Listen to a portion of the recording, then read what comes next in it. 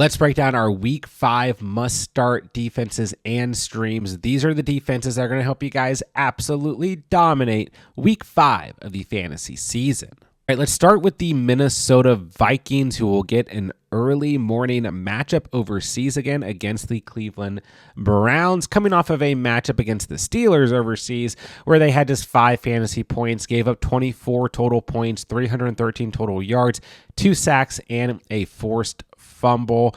So this was their first game of the year without an actual turnover, no fumble recoveries, no interceptions in this matchup. But I like their chances here in week 5 against Joe Flacco and company. Plus, I know this isn't a home game for the Vikings, but they're staying overseas. I feel like they have the advantage in that sense compared to the Browns. But yeah, Joe Flacco has an interception in every single game this year, coming off of a game where he had a lost fumble and 2 interceptions. So 2 lost fumbles on the season for Flacco and a total of 6 interceptions. I mean, this is a player who we want to stream defenses against. So I think if you own the Vikings, I know it was a down week, but just don't forget they are not that far removed from having an absolutely monster week in week 3 where they had 35 total fantasy points. So if you own the Vikings, I know they're very highly rostered, not really going to be a streaming option, but they are out there and available. Go pick them up. But if you own them, just roll with them. Don't drop them or do anything crazy. I think they are a very solid start here in week 5 of the season. All right, next up, we're looking all the way to Monday Night Football to take a look at the Jaguars, who will face the Kansas City Chiefs on the road. And the Jaguars, a team that I got a lot of heat about talking about last week and even the week before, had a 18-point fantasy day in week 4 against the Niners and Brock Purdy on the road. Had a sack, 3 forced fumbles, 2 fumble recoveries, 2 total interceptions. The Jacksonville Jaguars on the season so far have a total of 9 interceptions. This team, this secondary is playing great. This defense is very opportunistic. They are getting after the football and causing turnovers on a regular basis. They also have a total of 5 forced fumbles through the first 4 games of the season, 9 interceptions and 5 forced fumbles. They are giving up a good amount of yards and at times a decent amount of points. And I don't particularly love this matchup against the Chiefs, who just had a very good offensive day for a team that has had some offensive woes early in the season. They absolutely shredded the Ravens defense. Not that I think the Ravens defense is good or anything, but the Chiefs did look pretty good overall offensively in week 4, really on the ground and through the air. So I don't necessarily love this matchup for the Jaguars, but we just have to face it. This Jaguars defense is a defense that needs to be rostered. They sit at 6% rostered. We have 4 teams on bye week here in week 5, including the Steelers and the Packers, who are teams that are starters for some of you guys out there. You may need a streaming option. And I think the Jags still have a very safe floor here in week 5 of the season. So this is a team for you guys to go out and pick up. They have a pretty decent strength of schedule for the rest of the year as well. Really, outside of playing the Rams in week 7, maybe the Chargers in week 11. I guess you could argue that the Colts are sprinkled in there, the Broncos, but it is a pretty good strength of schedule for a team that's already been very, very opportunistic and caused a lot of turnovers throughout the course of the season. So the Jaguars are out there. You need a streaming option. I do believe that they need to be more highly rostered as we approach week 5 of the season. Moving along, we have the Lions, who will travel to face the Bengals here in week 5 of the season. They do sit at 87% rostered, and they're coming off of a big fantasy day in week 4 with 20 total fantasy points, 3 sacks, a forced fumble recovery, and 2 interceptions against the Cleveland Browns and Joe Flacco, who we just talked about a few moments ago. And here in week 5, they're on the road against the Cincinnati Bengals and Jake Browning. Now, obviously, I'm recording this before Monday Night Football, so maybe the Bengals do something against the Broncos that makes us feel like this is not an offense we want to stream against, but I highly doubt that. And even if that happens, this is still a great spot for the Lions defense and an opportunity for them to cause turnovers in this matchup. So if you own them, just keep rolling with them. They're definitely in the must-start category here in Week 5. Not a lot to necessarily break down here or anything because they are so highly rostered, but they are one of the teams that we definitely need to have in the must-start category as we're moving into a week with a few bye weeks. Next up, let's take a look at the Arizona Cardinals, who will be at home against the Tennessee Titans in Week 5, coming off of a pretty disappointing Week 4 where they had just 6 fantasy points, had a forced fumble recovery, but gave up 384 total yards and 23 total points. They set at just 20% rostered, so I do believe that they are a decent streaming option moving into the week because I think at the end of the day, one thing that has been really disappointing with the Cardinals defense early in the season here is that they've dealt with a lot of injuries, especially in the secondary, and I think that has really hurt their overall value in fantasy as they've had a pretty good overall strength of schedule. But here in Week 5, they're at home. I think this is a good spot against Cam Ward, who is just looked absolutely porous, as has the entire Titans offense early in the season here. An interception in Week 4 for Cam Ward, only 108 passing yards. I mean, this offense looks extremely anemic. He has a turnover in every single game this year so far, either a lost fumble or an interception. So this is a good opportunity for the Cardinals defense at home. I don't expect the Titans to be able to put up a lot of points, even with the injuries that have kind of hurt the Cardinals here early in the season. I still think this is a very strong spot for them. And I think that overall, they are a very strong streaming option here in Week 5 of the season. Next up, let's take a look at the Indianapolis Colts, who are going to face the Las Vegas Raiders at home in Week 5, coming off of a day where they had just 6 fantasy points against the Rams, 3 sacks, a forced fumble recovery, gave up 462 total yards and 27 points.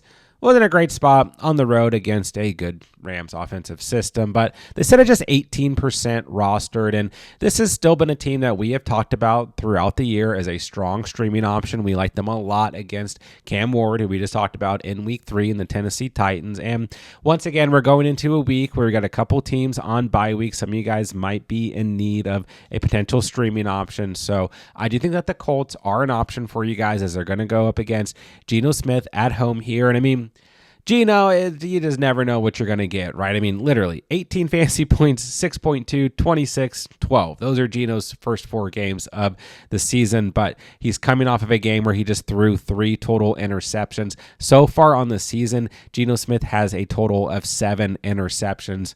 I mean, he has moments, don't get me wrong, and I don't know. There's enough here that we can feel good about streaming the Colts defense and believing that there is the opportunity for turnovers in this matchup at home. I especially think the Colts, coming off of this loss against the Rams, tough loss and everything, they're going to come out, have a strong day against the Raiders. So I like this spot a lot for them. They are pretty lowly rostered, like I said, around 18% rostered. So if you guys need a streaming option, don't forget the Colts have scored at least 14 fantasy points in 2 games so far on the season. I think this is another good spot for them here in Week 5 of the season. All right, the last team that I want to mention here is the Houston Texans, who set at 78% rostered. And if you own the Texans, coming off of a 14-point fantasy day where they had 2 sacks and an interception, only gave up 175 total yards and 0 points against Cam Ward and the Titans, I think you should definitely hold on to them,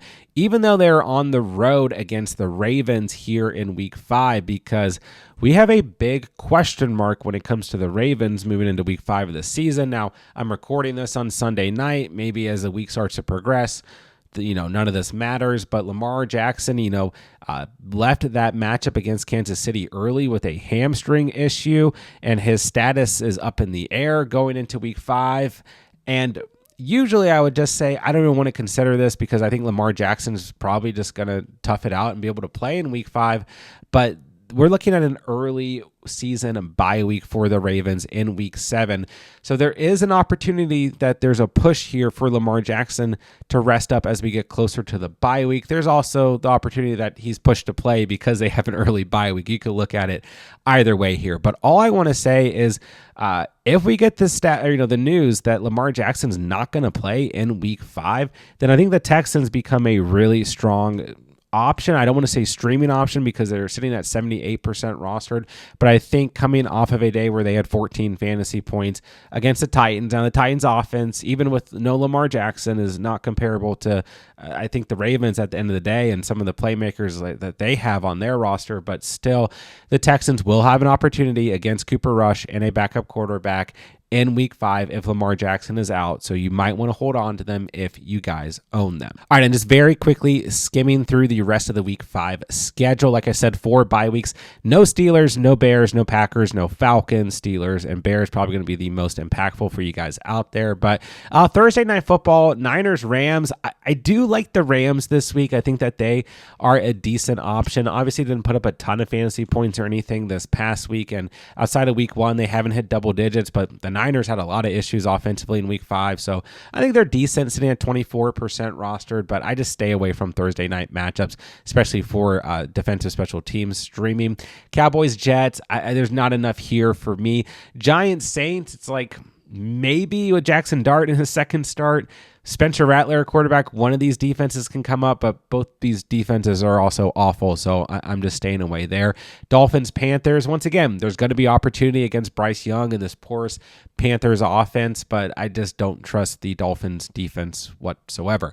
Broncos, Eagles, if you own the Eagles, I think you can keep rolling with them. They have looked absolutely great regardless of matchup. The last 2 weeks, they have 13 or more fantasy points. They're at home. We know Bo Nix has the potential for turnover at any time. So I still like the Eagles defense, but they're 91% rostered. I know we talked about some highly rostered teams, but I'm not even going to mention the Eagles here, way too highly rostered. Then the Broncos are still okay here. I wouldn't feel ultimately too confident or want to start them, but maybe if you just end up with nothing better, you can still just roll with the Broncos, I guess.